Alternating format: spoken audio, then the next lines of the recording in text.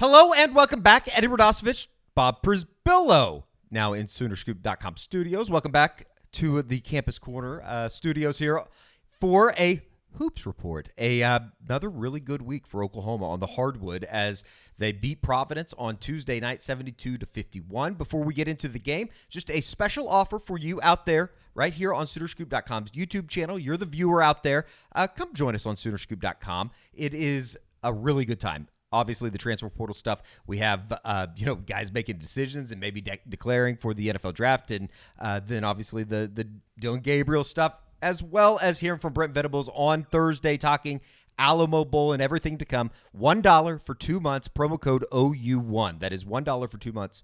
OU1 is the promo code. And, Bob, as we said in the open, 72-51 victory on Tuesday and another really good, solid, from start to finish performance for Porter Moser's group. Yeah, this is a sneaky game. I thought Providence was really going to give them a lot of trouble. And then initially, when it's OU 12-0, now you're thinking it's a blowout. Yeah. But then Providence fights back, takes its first lead of the game 40-39 with about 15 minutes left.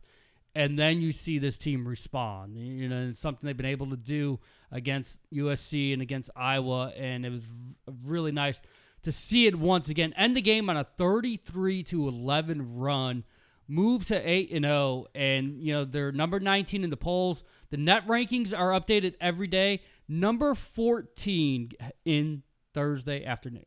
I think I saw that there was like 5 or 6 teams or 7 teams maybe that are still undefeated, maybe even more than that, but 20 teams that are undefeated in college basketball right now. I think 7 are still in the Big 12. Yeah, it was 6 of the 14 going into this Unbelievable. week. It is amazing, just the conference that they're going to be playing in, and that's sort of what this week is. With Providence and Arkansas, it's like this is a primer for what you're about to go through the next 2 months of the season. You're going to have 2 tough games. If you play well in one, hey, you got to bring it the next one. If you play poorly in one, doesn't matter. You still have another one. So very intriguing to see how they respond going into Saturday in Tulsa. Somebody that we talked about last week on the program, Javian McCollum. I think he's been incredible so far, averaging 14.3 points per game. Number 2 on the team in minutes per game in 28, just behind Milos Uzon. But he was magnificent on Tuesday night. He really was. Got the game started off with the very first three-pointer of the night, and he ended up 19 points, 7 rebounds, which is very impressive for his size. And then it lets you know that what Porter Moser is trying to get these guys to do during practice is translating. The message is being heard, understood, and they are absolutely delivering on it time and time again. He had the 4 assists. He had the 3 steals. Just the control that he had was sensational. Maybe his best all-around game since being a Sooner. No doubt about it. And he certainly impressed Providence head coach Kim English after the game. Compared him to somebody that might be familiar. I mean, we knew who he was in the Siena. He's having a really good start to his season. He looks like Allen Iverson out there. He is a very, very talented guard. He made some shots over good defense some. He made us pay, versus bad defense some. I feel like he made every right play. He had a really good game, obviously. I've seen some Allen Iverson clips, and I appreciate him for saying that. Allen Iverson cold, so that's big coming from him, but yeah. Okay. I know a little bit of both. He talking about some. We talking about practice, but on the court, he still went out there and handled business at the end of the day. So he's a great player.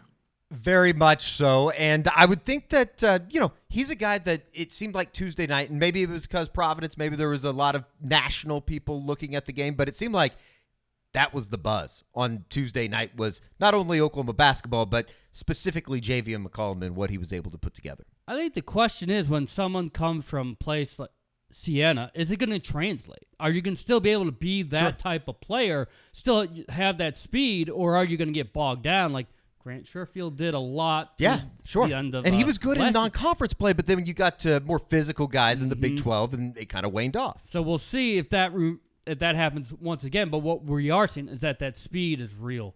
It's real, and it's helping this team immensely, being able to run at the type of pace that they wanted to throughout the course of this year. And him and Los, they are really starting to learn how to play together. It seemed That first couple weeks, still figuring out, it's getting a heck of a lot better, a lot smoother. And when those two are playing together and playing well at a high level at the same time, this team goes to a different level. On Thursday, Bob, you were over at the practice facility, the Blake Griffin Center, and in Norman talking to Porter Moser, and you asked him if this is the guy that he expected when he recruited him from Siena. Yeah, no, this is why we recruited him. We thought he'd bring speed and scoring. I've been saying that for all summer. I said many times, people are going to remind you of a guy like Hollis Price who can really score, who can really plays with an energy. He's fun to watch because he plays hard. But that's we wanted to add speed and shooting and scoring so this is what we envision. I know he and ourselves, we know he's got another step, as all of our guys do, another step to get better. Porter Moser talking on his transfer, Javian McCollum. And Bob, I think that, if Javian McCollum has been maybe the biggest surprise, or not necessarily the biggest surprise, but maybe the most important player for Oklahoma, I've been super, super impressed with what Sam Godwin has given them, as well as John Hughley, and how they have kind of complemented each other, playing that 5 position that Oklahoma simply hasn't had over the last couple years. Yeah, when John Hughley comes in, you're thinking, oh, that's your starter. Now Godwin's going to be reduced bench minutes, and instead it's been Godwin who, when he's been healthy, has started every single game, and Hughley's been okay with it. That is the selflessness that has come to define this team through the first month of the season, but it's only working because Godwin's delivering. That was a fine outing Tuesday. Nothing gets run through Godwin. You're never running your offense trying to, how do we get Sam involved? But he figures out ways, get some offensive rebounds, get some putbacks, and he's making his minutes count every single night. 12 points, 4 rebounds, 2 steals on Tuesday night in a return from what was an illness, right, a week ago. Yeah, you weren't sure going into last Thursday, that students-only game, were they going to miss him? It turned out they didn't need him. Sure. But you knew against Providence you needed him, and he was back. He was healthy. There was no issues whatsoever, and you got to see that dynamic again of what John and Sam can do. Following the game on Tuesday night against Providence, Porter Moser talking about kind of the complementary roles that both Sam Godwin and John Hughley have played with each other. It's been so good, so they can go as hard as they can, then the other one comes in. And they just both bring a lot of different things, and I think they're both been super productive. John, I know he had 6 points on 2 for 8, but I thought he had a couple big ones. He had a couple big offensive rebounds, and he had a big steal down there. So a lot of good stuff. It's huge. It's huge. You need them to make some plays. You need to have an inside-outside threat. And you just can't be that. And I think they know that John's a threat. Sam's a threat. So for those guys to make some plays on there when we're need a spark, that's huge. When you can get those kind of contributions, because you just can't rely on 1 or 2 guys. And that's what I think I love about this team is I think it's going to come from a lot of different spots. Bob, perhaps my biggest question moving forward is if you're going to be able to get that, and those guys are going to be the 2 that you work with, what happens when somebody does get into foul trouble? And that's going to be kind of interesting to see. Is it going to be a Luke Northweather who hasn't played in a couple games? Yeah, the confidence level for Luke is something that seems to be a little bit of a battle. Sure. Not with the coaches or Sure. teammates, but Luke looks a little unsure of himself. So it's Hughley and Porter Moser both talked in this last week about trying to make sure, keep his head with it. You're a redshirt freshman, little bit of struggle. It's okay. We're going to need you. Keep working. Don't get ready. Be ready. And your number's going to be called time and time again. But yeah, it will be interesting. Do you go with Jalen Moore at the 5 if you have to go in that direction? And so far, foul trouble hasn't exactly been a concern so far. But with Hughley and Godwin, we know that especially when you start bruising down in the post, that's likely to happen. Arkansas's got some size, got some shot blockers. So it's something definitely watching Saturday. Yeah, it would definitely be interesting. And one more thing that we want to hit before we get into a little bit of Arkansas preview coming up this weekend in Tulsa. Shout out to the fans. I know that it wasn't the most packed house in the entire world, but Bob, I thought it was for a crowd and what we know as Oklahoma basketball fans just in general. 6 o'clock's a tough start time, and for a big game that was Providence, they showed out. They did. The students showed up by 5:30. They Sure. did Porter challenged them Yeah. and said, what you brought to McCaslin, bring it over to Lloyd Noble. We need you. We need that home court advantage. At 6 o'clock, maybe it wasn't that full. By 6:30, that was a very solid non-conference crowd. There's no doubt about it. The energy that this team has brought to the crowd is noticeable, and then the crowd's giving it back to the team. You keep playing at a level like this. When you have a crowd like that and then you play like Sure. they did, Sure. you're going to get them to come back. And it seems like as they continue to win games, and at 8-0 right now, this is a team that's well deserving of a good crowd at the Lloyd Noble Center. It was something that Porter Moser took notice of. Here he is after the game Tuesday night. I mean, home court advantage. I mean, that's what it's about. I keep saying it. You don't have great top 20 teams without a home court advantage. And I thought the last 7 minutes when they stayed, and especially I think that you really noticed on those free throws, and they were great. And that's fun, and that's fun to see it. It energizes everybody, especially on a physical game like that. It gives you, I thought they really provided a spark for us, that crowd. And you just visualize, what if that thing was full? Just visualize that, because I thought the people that were there were really loud. And that was great to see that. It was really cool on last Thursday. Just the McCaslin Fieldhouse, I thought, was one of the more neat moments that Oklahoma basketball's had here over the last couple of years. Yeah, we mentioned it last week, and, was this timing going to be awful? Was this team not going to be that good Sure. and just fall flat in Sure. your face? Instead, it was one of the better moments I'm sure that Porter Moser's had since he's been at OU. 3,124 students were there to watch that, and you could feel the energy, and you could feel like each basket, like these fans growing to appreciate this team more and more so that they would show up on Tuesday. Yeah. And now the challenge will be, can you drive up the turnpike? Can you get to Tulsa on Saturday? Even the fine folks that do live in Tulsa, I think it's probably, let's just say, pretty important to go out and buy tickets. I know that there are still tickets available for Tuesday or Saturday afternoon's game at 3 o'clock against Arkansas, Bob, and it's a big one. I mean, this is an Arkansas team that has already beat Duke. I know that they've had some up and downs just in terms of overall idea of the preview of the game. What do you expect from Arkansas? This is the third Crimson and what are they calling it? The Cardinal and Crimson and Cardinal Crimson Classic. and Cardinal Classic. It's 1-1 though. 1-1.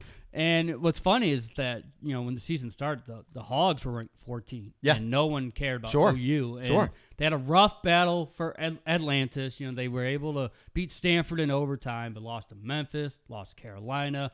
So they drop out of the rankings. But then they come back and win against Duke last week. So you wonder, are they starting to find their footing?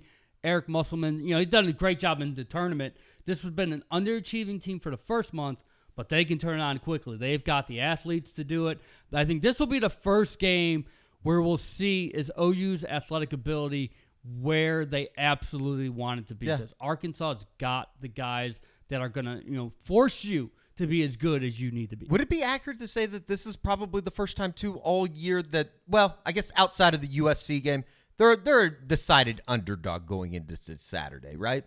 They could be, and it's part of it is because the Arkansas fans have made that. Oh, yeah, it's like Walton Fayetteville Reed. West over there. Exactly. It's been 70-30? Yeah, To but be that might be nice? like being nice about it. It's usually a lot of people during the calling of the Hogs. So if you can get 60-40, that might really change things. But Sure. this is absolutely a legitimate test that if Arkansas continues to play that it's been here during the last week, OU will need to bring its A game. And if Arkansas brings its A game, see a very good matchup between what Porter felt Tuesday was two top 15 teams.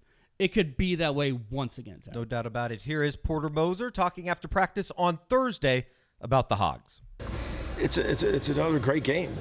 It's another, we've played high level games, and it's another high level game in a great atmosphere. I think Tulsa does a great job with the event and with the series, but we got a lot of respect for Arkansas. We know what they do in terms of how hard and athletic they guard you, and offensively they just got multiple weapons offensively.